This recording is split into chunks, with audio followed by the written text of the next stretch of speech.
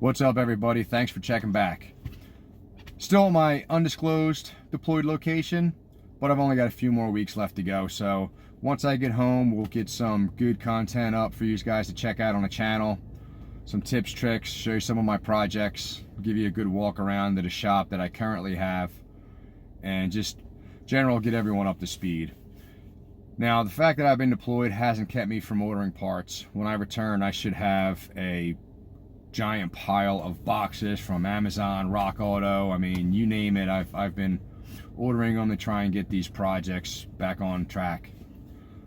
One of the first things I'm going to do is jump on my Yukon Denali. I've got some transmission upgrades, some front suspension upgrades, and a few other things that I want to take care of. You guys will see that. That'll be one of the first things that I tackle. That's my wife's daily there.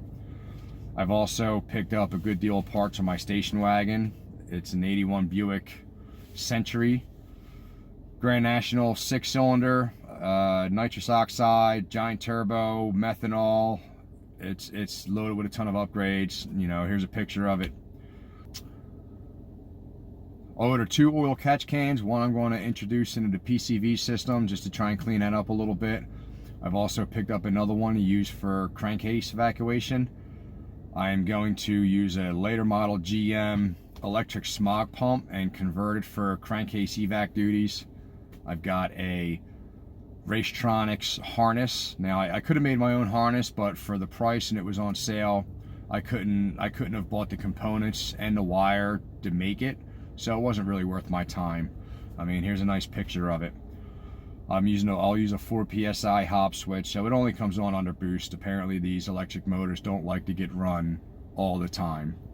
I've also got a 9.5-inch Vigilante converter for it. It's a 5-disc lockup O-pump.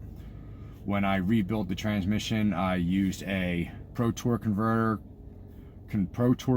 converter, though it's a little tight. It's 22 or 2400 RPM converter, and I thought it was a lot looser when I got it, but I was in a pinch, so I stabbed it in.